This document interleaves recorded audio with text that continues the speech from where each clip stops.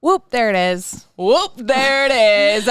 So excited to have Mike Lombardi, the strategic head of partnerships here from Whoop. And performance manager. Don't cut the man short, Shay. Sorry, that was my bad. For Whoop. Mike, how are you on this fine Tuesday morning? It's after Labor Day weekend, so my days are Memorial Day weekend. I can't even get the right holiday. I'm burnt. I'm a little hungover. I'm not going to lie. My Whoop recovery score is not so hot, but... How are you, Mike?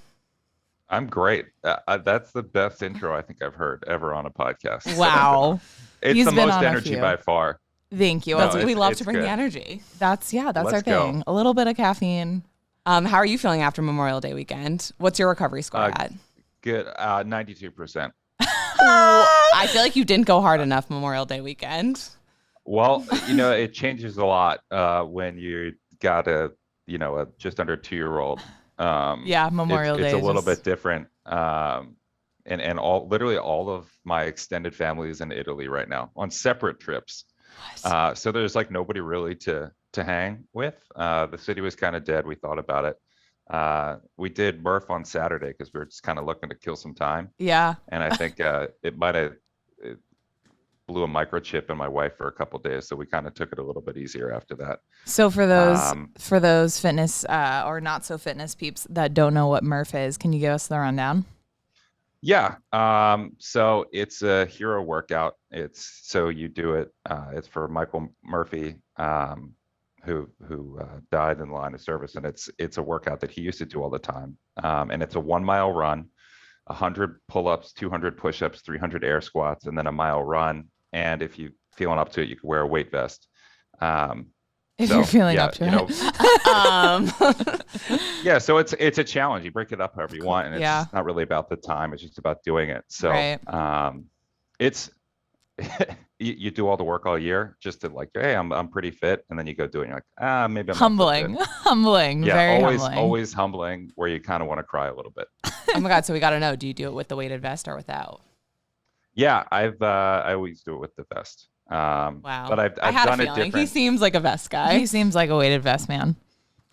It's taken a lot of time. Like it's hard. I've done it all the different ways, straight through, 20 sets of 5, 10, 15, 20, 40, 5 sets of 20, 40. I just do it with whoever I'm with. So it's good. It's a good challenge. It's one of those where you need to keep lying to yourself a little bit. And the end is near. Yeah, the end is near. It's just I feel like you both can appreciate this, that Boston only has 3 seasons, and we go from it just being like cold to like super humid and hot. Right. And where I trained over in Alston has like no ventilation, so once you get going in there, the heart rate just doesn't come down. Right. Beast mode activated. So I'm just curious, like after a workout like that, so what does your strain look like? I think my strain on that was, hold on, did that on Saturday. My strain for that was 15, and my day strain was 15.8. Wow. Okay. So we probably wouldn't want to be on a team with him, Leah. Probably not. No, actually, you know what? I mean, my strain's been a little bit higher lately just because it's been hot, but my strain usually goes between I don't know, 12, 11, and 13. That's amazing. So people who are listening are probably like strain what recovery, what are these words? What are we talking about here? Let's break it down a little bit. So what is a Whoop?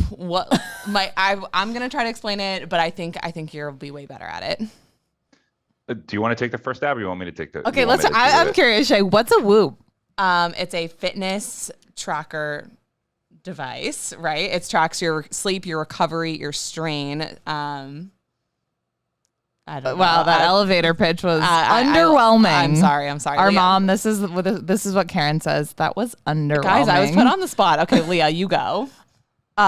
Yes, fitness tracker that optimizes performance for athletes. I think that is like the goal of it all. So it does track your sleep strain, but it really is about optimizing your performance.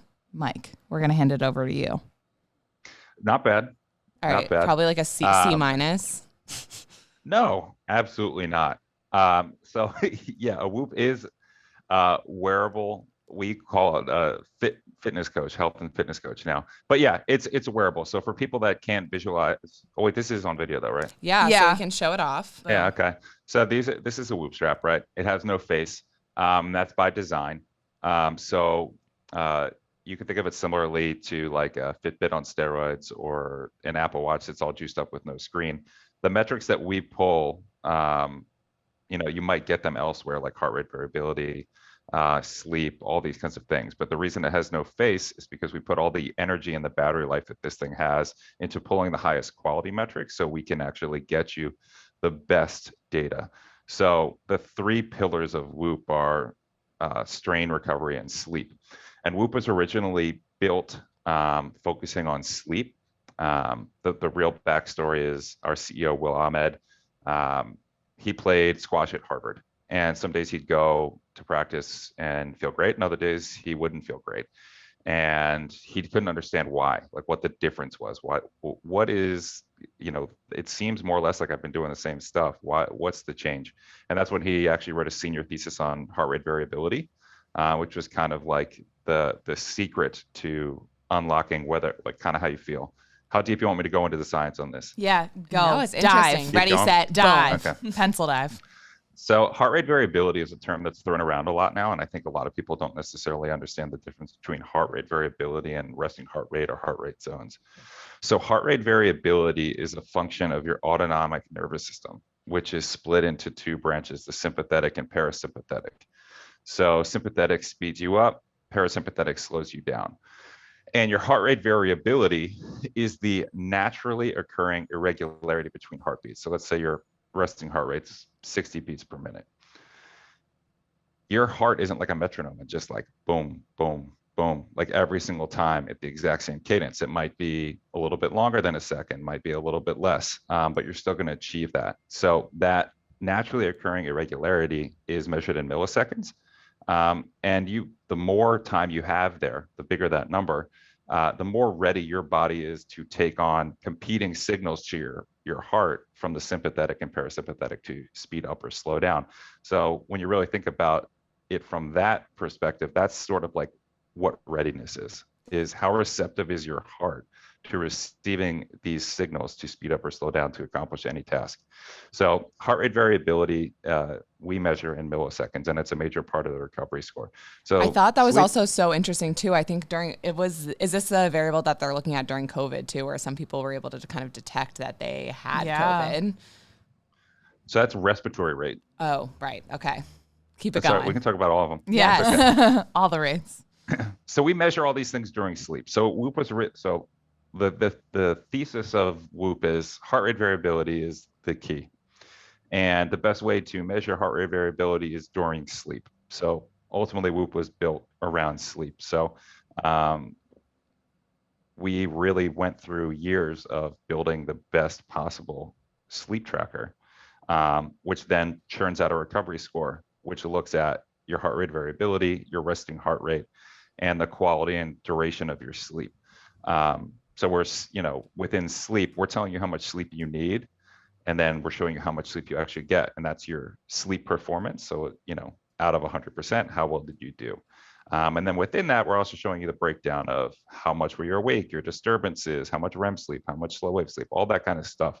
So you can see really the breakdown of where you can make improvements. That's like our running joke too, is like Leah is so anal now about her sleep. Like, and people are like, oh, like we'll be like, how did you sleep? And it's not just like good, bad. It's like, well, I had 14 disturbances. I was in REM for 2 hours and 3 minutes. Thank you for asking. But it is crazy because I do feel like when I don't get the right amount of sleep, like I am a completely different person. Like it just affects me so much. And I don't know. I'm trying to decide, is that mental because I'm seeing the score? Like if I didn't know, would I just be able to go on with my day? Or is it because I know that I didn't hit my metrics and I was in the yellow? What do you think? Well, I think it's mental a little bit. But that's also part of it. Obviously sleep performance is important. But ultimately it's the intersection of the quality of that sleep and the duration. So most people, for years, people have just been throwing out, get between 7 and 9 hours of sleep. Okay, that might be right. some people probably their optimal sleep is like 7 hours and 10 minutes.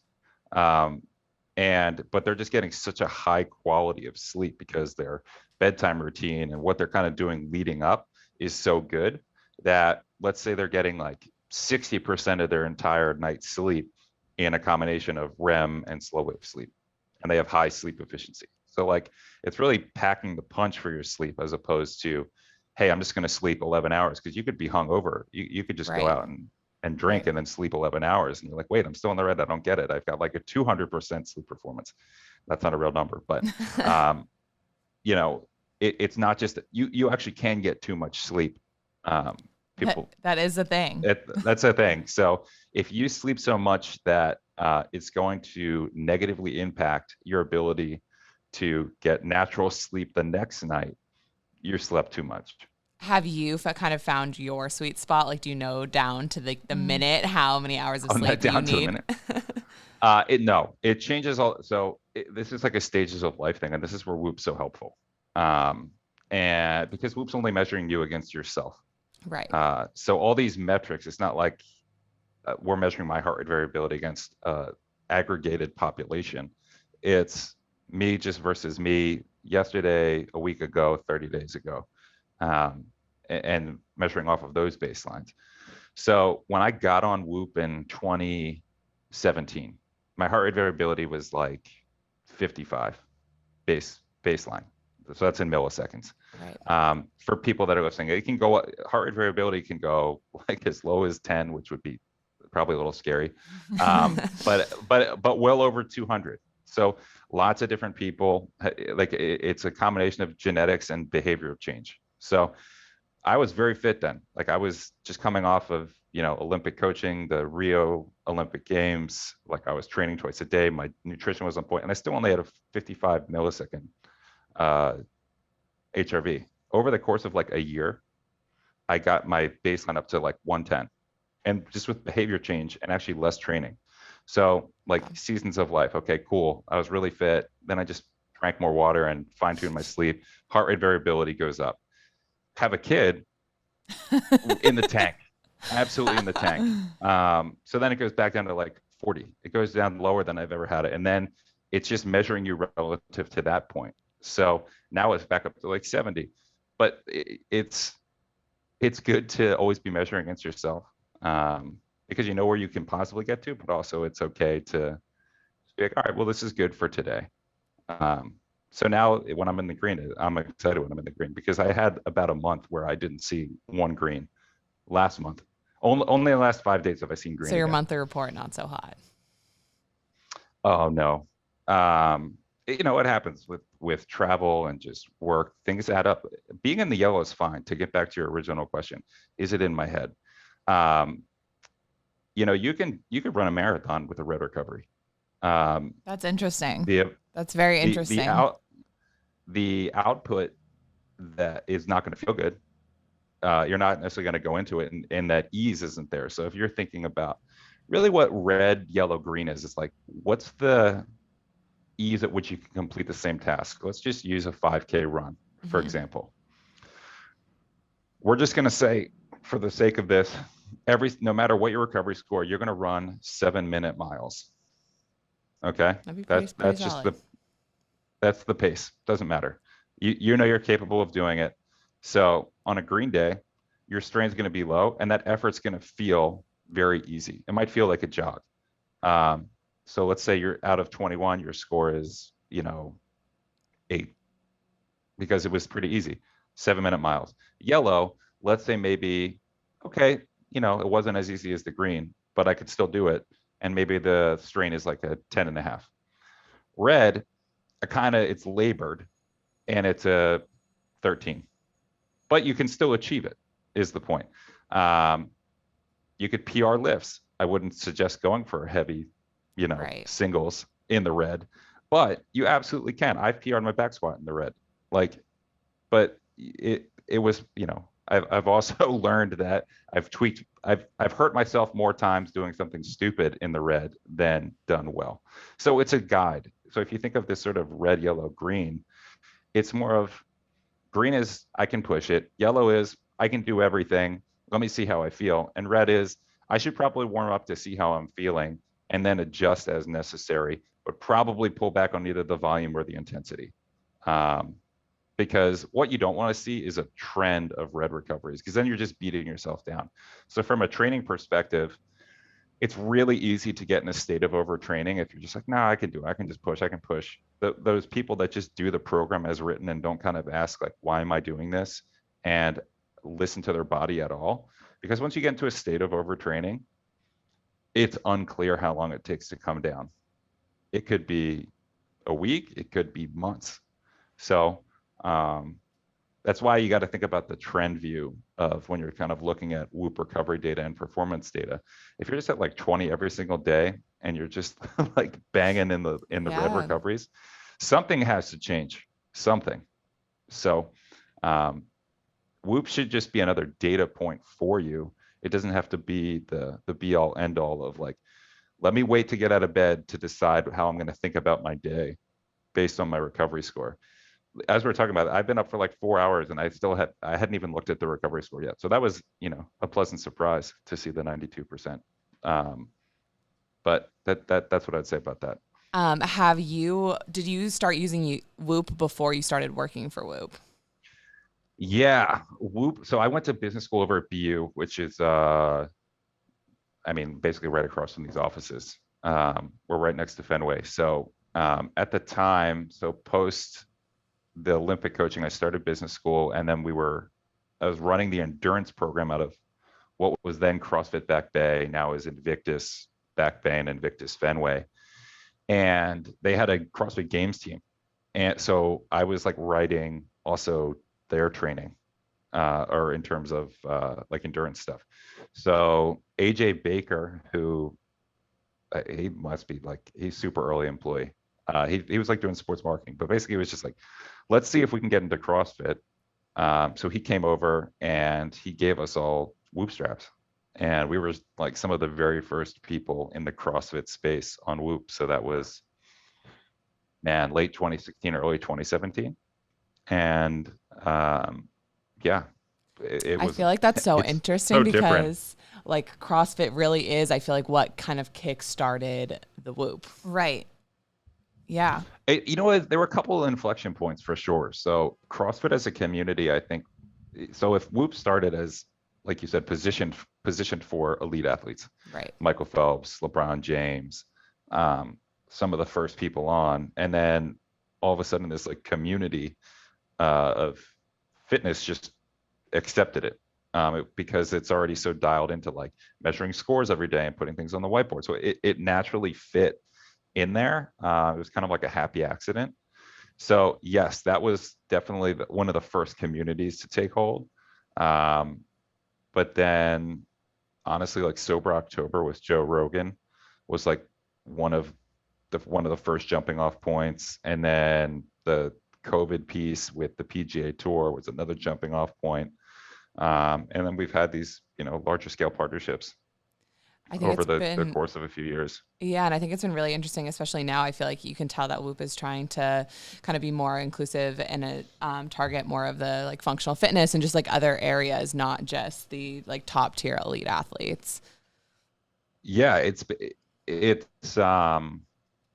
obviously where it started, but these like going back to like things like respiratory rate, as the sort of canary in the coal mine on COVID.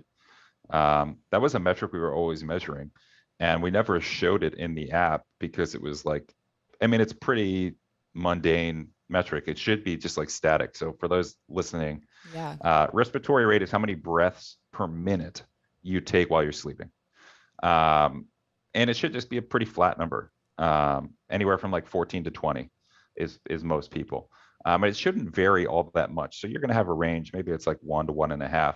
And what we were seeing with COVID is basically people would wake up and the respiratory rate would be 3 beats higher. And that was probably like early COVID. Now it's, so different. You might have a cold and not even know it. Right. And that's what COVID is now. But back when it was substantial and there were no vaccines or anything like that, the spike was wild. So you And then saw a usually lot of what, cases like that where people were like, I went and got tested. I feel like that's Because how we noticed it that, too. yeah, I remember that. But did you see that a lot? People coming to you like, thank God I had this Whoop on because, I mean, that's really was the PGA Tour one. So Nick Watney, who was wearing his Whoop strap, and he, when the PGA was coming back, they tested him and it was negative, and then he looked at his Whoop data and he had this spike in respiratory, and he's like, "Nah, I think you got to test me again." And then he popped positive, and then pulled out of that event. And at that point, Rory McIlroy was like, "Yo, that guy like saved the tour basically by having the seeing this data and saying, 'Yo, test me again.'" We have seen that a lot. Uh, it doesn't always mean that, because you could have a jump in respiratory rate from allergies, altitude, you right. know, low quality air, um, a, a weekend of drinking. Like there's things that can recreate it, but if it's out of nowhere, it was kind of a sign, not definitely, but you should go get a test and maybe pull back from people for a minute. Oh, that's so So interesting. we did see that. I would love to dive a little bit more into kind of your job and what exactly you do. So what does a Yeah, sure. day in the life look like? Besides coming So, on the Don't Tunnel Alone podcast. Yeah. you know, I joined Whoop when there were 40 people here. Um, and it was very different. So myself and Kristen Holmes, who was our VP of Performance Science, we were called the Elite Performance Team. And what we were doing was working with pro teams, college teams, military, corporate entities, to basically be their performance coaches. Um, so it was a combination of like enterprise sales, but it was really just through education. You just talk about it, and people are like, "Oh, I need that product." So we worked with a lot of teams that then went on to win like national championships, by just having weekly meetings with us, focused on their sleep goals. We would tweak their travel itineraries. We'd look at their training schedule, play with that. Wow. Um, and in doing that, we never say injury prevention. We call it athlete availability. Um, that your athletes, so we had something like 94% athlete availability when we were doing this. And that just means that on your roster, athletes missed less than 5 days of anything for the entire year, um, barring any sort of like major like ACL or something like that injury, but including that stuff. So it was pretty cool. And we won a few national championships with Florida State, Penn State, a few others. So that was pretty cool. Then we kind of split as the company got bigger, and they brought in a more focused enterprise team. Kristen went to really head up thought leadership, and you've heard her on the podcast, I'm sure. She's a brilliant, brilliant mind, and I took over strategic partnerships. Um, so finding people that were kind of would be good long-term growth partners for Whoop, and in doing that, we continued to grow, and CrossFit was always one of those things. And then with the change of leadership there was an opportunity to make a partnership and then start focusing more on category specific stuff. So I took over CrossFit area, but now it's like CrossFit and training and performance. So my daily life now is working with our athletes, working with our media partners, working with our internal team to create, content around the stuff. So talking about Murph, working with our creative team to get that Murph video made. We have a couple band launches coming out, working with our creative team and external teams to get that stuff made. Sleep Mania, I don't know if you've been paying attention to this, but it's across our media partners. So this is a CrossFit specific one. 4 main media partners: CrossFit Mayhem, the Buttery Bros, Morning Chalk Up, and Talking Lead Fitness. It's basically just been a sleep competition between their community teams. And that ends today, actually. I love And that. then, working with external partners on potential integrations, right? We have Strava and things like that, where you can, push your data to Strava, push your data to Training Peaks. We have Apple Health Kit. So what does the rest of that ecosystem look like? So I work on that from the training perspective and finding right partners on that and having those conversations. And then, yeah, working with the product team on any sort of new training features. Yeah. So it's a lot of everything. And then the podcasts.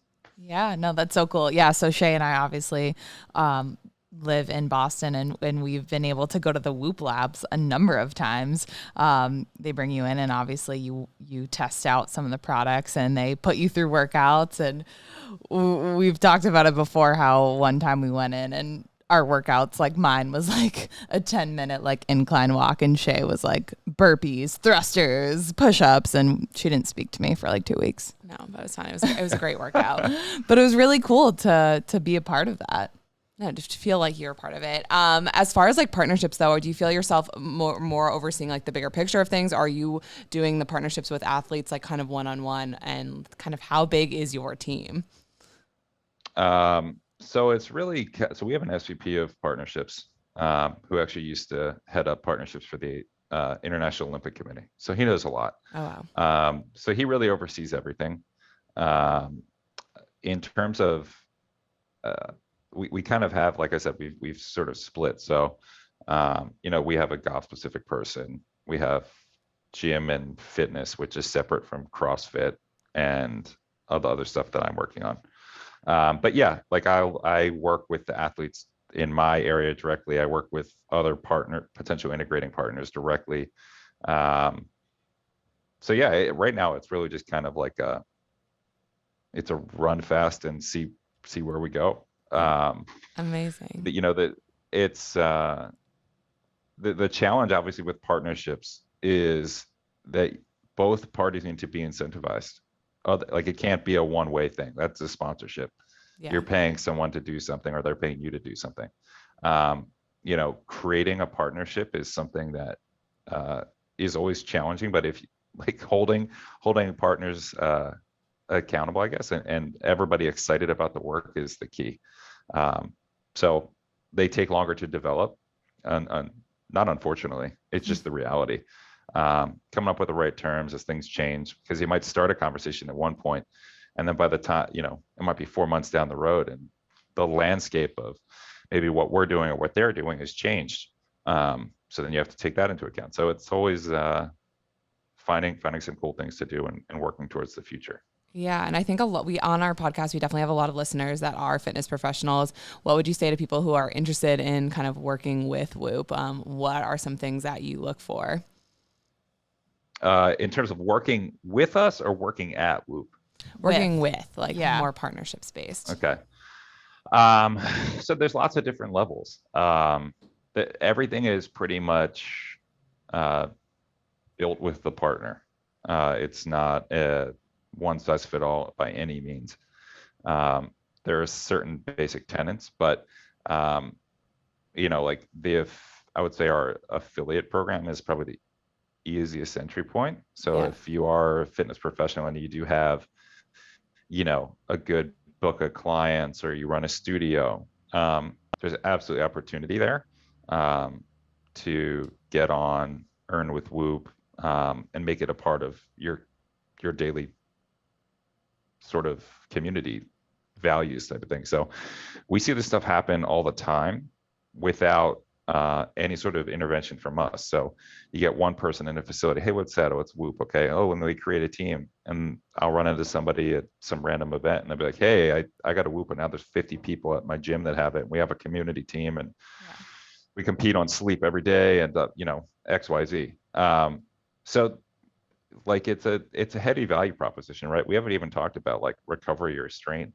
We only talked about sleep for a little bit, and we're just kind of been talking generally, but we don't count steps. We don't do any of that stuff. So you really have to kind of believe in the product and basically become like an evangelist yourself, because you truly believe in what the mission is and what the data is telling you and how it can inform behavior change. That's really what Whoop is. It's like a behavior modification tool. So the more you put in, the more you get out. If you don't interact with the journal, if you like just look at this stuff and you're like, F it, I don't care, then like it's probably not for you. And that's just the truth. But if you are looking to like actually find out some things about yourself and just learn like, hey, this is how much drinking half my body weight in ounces of water positively affects me. Like that's the thing I tell people all the time. Yeah. You don't need to be worried. Like, stop thinking about like the creatine or the pre-workout, all this other stuff you're trying to like throw in. Just go drink some more water and get some better sleep and see what happens first. And then you know you can start tinkering. But my goodness, people try and go for like Back to the the basics, cherry on people. top. Yeah. It's like, it's so simple. How many cups of coffee have you had before you had a glass of water? Have you had any water? Yeah. That's one thing I've actually been trying to do. I'm like, I just always hydrate. go right for the coffee. Yeah. Big glass of water first. Start your day right. Leah, what are some Yeah. things that you have in your journal as far as like your sleep? I feel like Yeah, this is your so you journal. can- Your sleep journal is like wild. Well, no, because you can pick your journal for the day. You can pick what questions it asks you, right? It can be as in depth or simple Correct. as you want. So, like every morning, it asks me, did you wear your sleep mask? I wear a sleep mask, people. Did you take any sleep medicine? Like, did I take melatonin? Did you experience stress? And then, like, if so, how much stress? So it really is cool, because then you can kind of look back and see, like, okay, when I did these things, when I had these, when I did wear my sleep mask, my sleep was great. When I didn't, it wasn't. So it's really cool to look back at that. Do you even do the journal?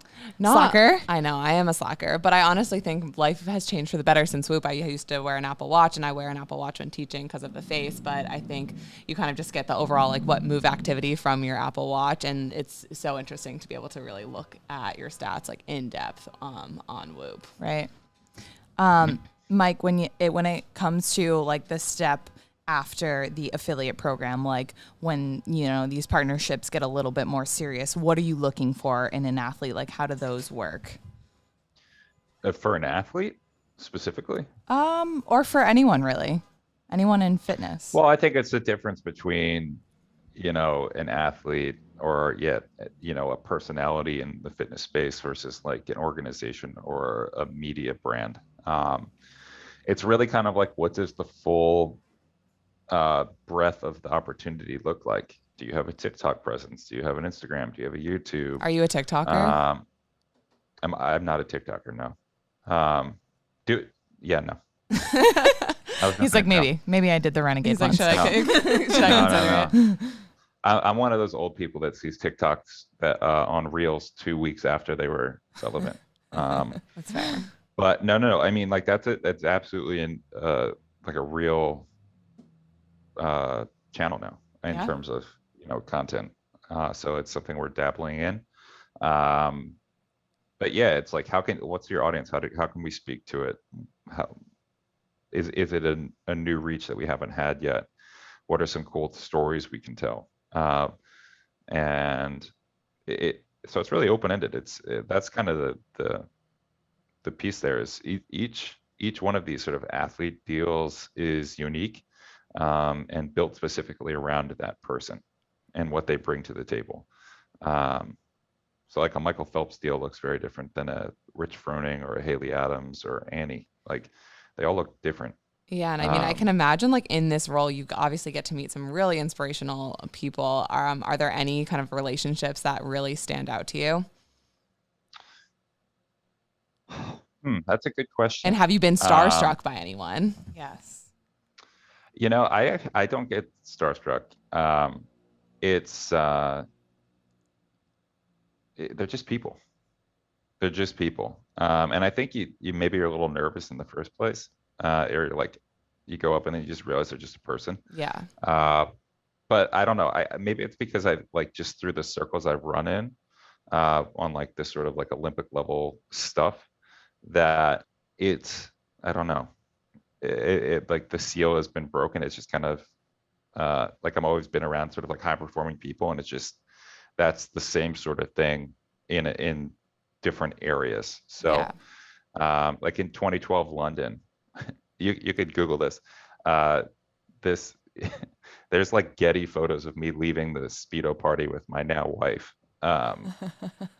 at like 5 a.m. But it was like with like Phelps and Lochte and all that. Like, it was just kind of like what was going on. So I don't know. What I like to take away when I go and meet these people in their own sort of environment is like, they obviously live different lives than a different life than I do. Like, what are some things that like are working well for them that I could potentially take a version of and input in my life? So I was just in Tennessee 2 weeks ago, maybe it was, wow, it's only like a week ago. Um, and it's a very different pace of life, right? Obviously, New England, the Northeast, like we just kind of like go, go, go, Yeah, we go, don't go. stop.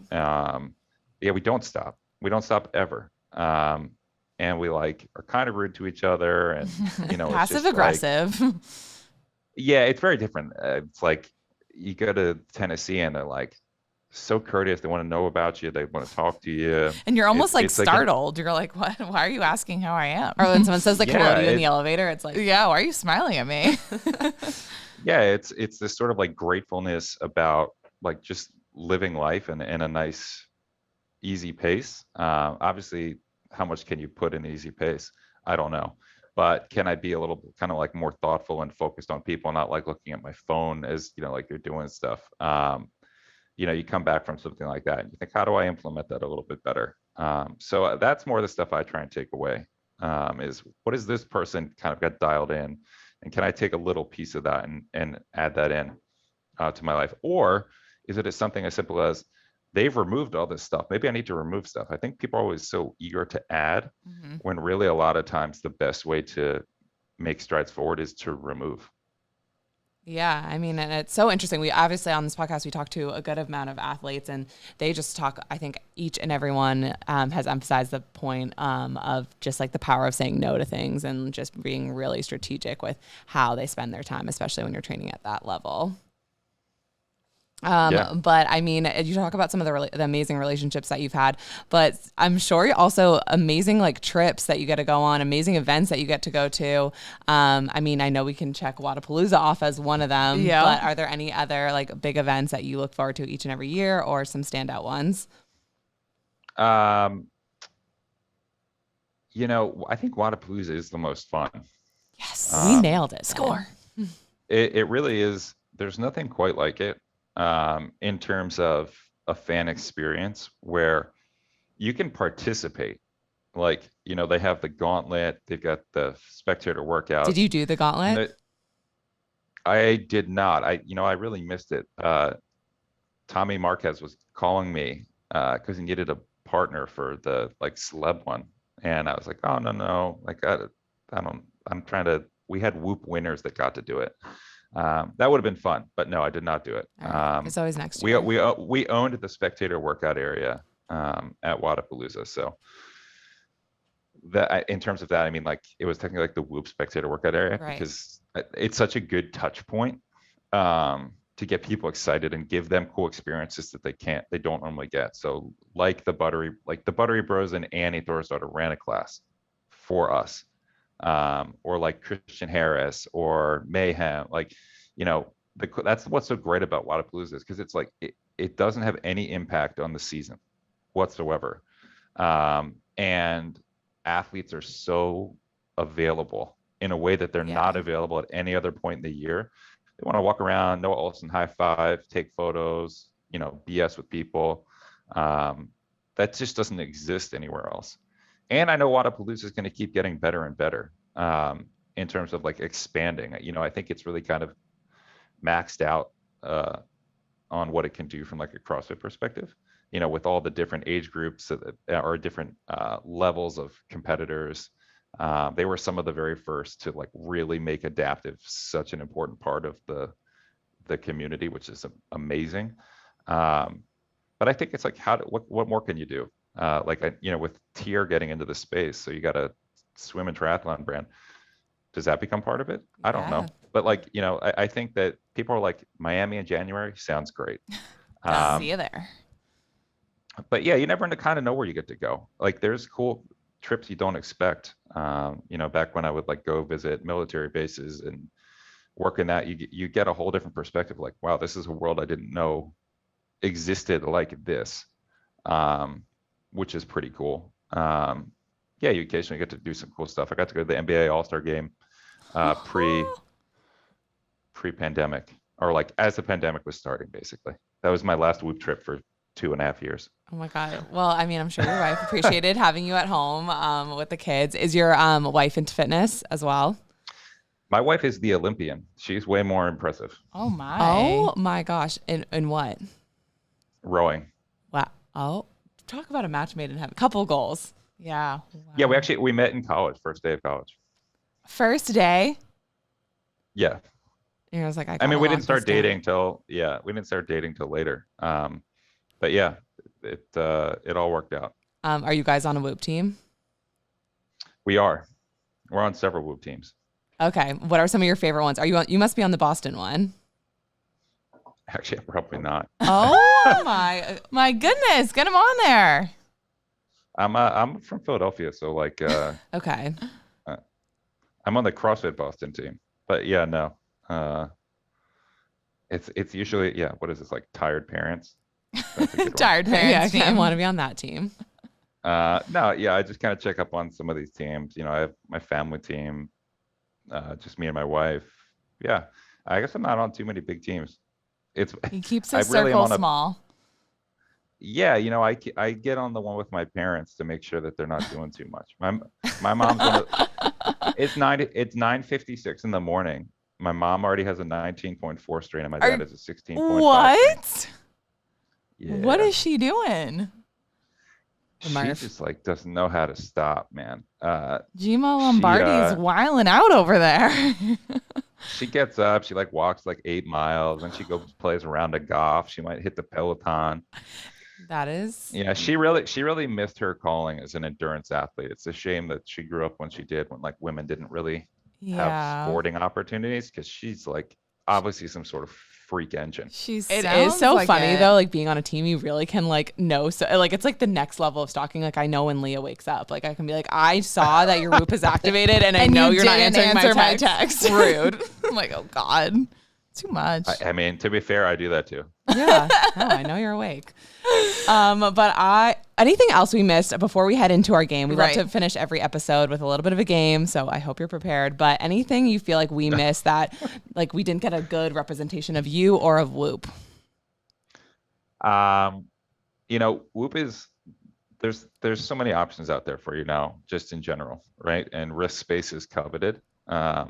So one, you can absolutely wear a Whoop strap with anything else because they're double funda- strap Like it. even your hair elastically or your scrunchy, like it works. Yeah.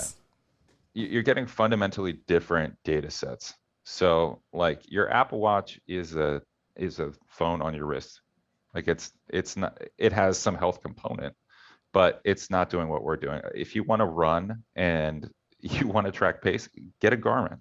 Like it doesn't have to be one or the other. It should be both if that's really kind of the route you want to go. The other good thing about Whoop is you can wear it anywhere on your body. We didn't talk about that. Oh wait, I saw You someone can put with it the in your sli- sports and bra I saw now, someone too? with the sleeve. Oh. Yeah, so we've had the sleeves. You know, they can just be like bicep or there's full arm, but we do also have like wearable apparel. So That's one of yeah, the things I sport- tested in the Whoop lab, actually. Because of Awesome. you, Shay. I know, yeah. They were you know, able to thank bring me. this You're to welcome, life. everyone. Yeah. Yeah, so we have you know, athletic clothes plus like intimates. So we have like, you know, bralettes, underwear, briefs. Oh my God. I feel like the next future of Whoop, I mean, I'm sure you can't tell us too much, but like I feel like the next thing will be like inserts like into your actual body. People have been saying, I get so many emails saying that. Like I Hey, would when get is it. it, when is it just going to be in your skin? Yeah. Imagine. Wow. Not for a little bit, I don't think. Okay. But Not if for a little it bit. does, you heard it here first. We'll be in.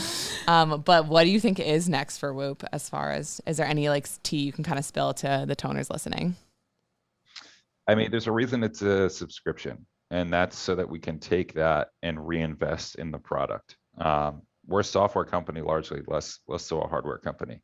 So when we do these hardware upgrades, so from the 3 to the 4, really what's enabled is just the capabilities. So, you know, at launch, there's just endless potential. And then it's the time that we have to then take to build all these cool features into it.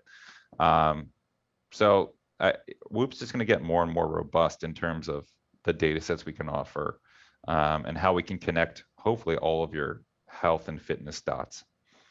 So I love that's that. about all I can share. All the tea that's being spilled this morning. That's fair. All right. All right. Whoop, there it is. This or that is the name of the game. We've got some like common fitness questions, fitness topics that we want your opinion on. So first one, 2-a-day workouts or 2 extra hours of sleep.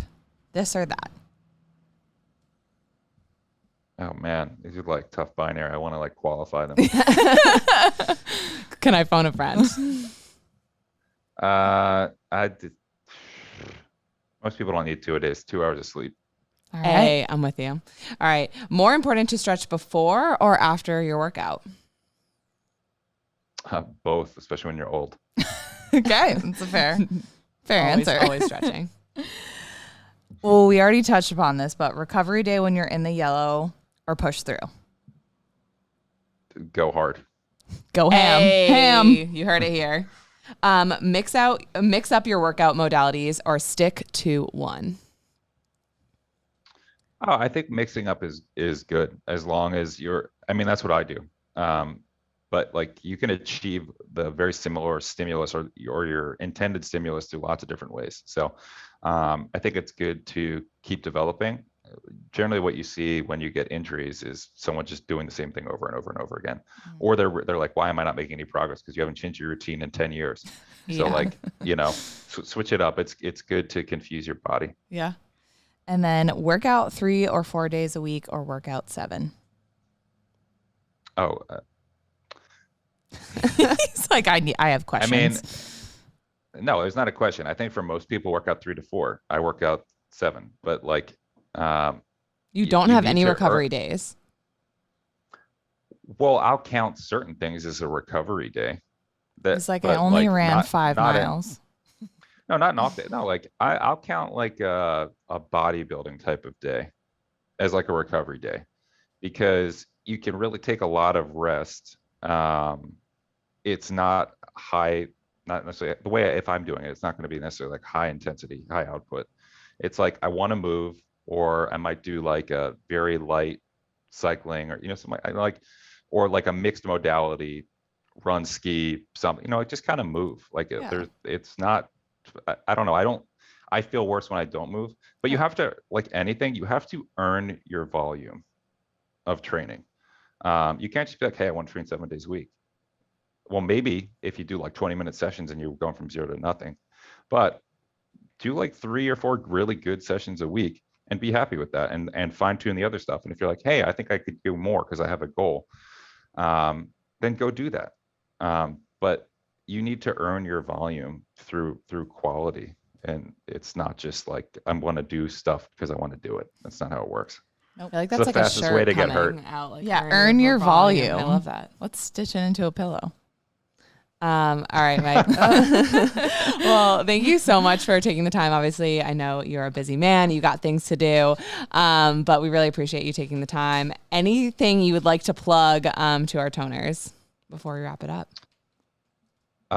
Just check out whoop.com. We got a lot of cool stuff going on, a lot of cool media projects. Check the socials, check the YouTube. Pretty cool stuff. And then when we air this episode, Leo, we promise we're going to put up our Whoop code. We're going to start a Whoop team with more people, like our toner community. We've been saying we're going to do that and we haven't. So it's coming with this episode. This is the kick in the butt we needed. Thank you guys so much for listening. Thank you, Mike, for being here with us. With that, you can tone from home. You can tone from your phone. But all we ask is that you don't tone alone. Bye, guys.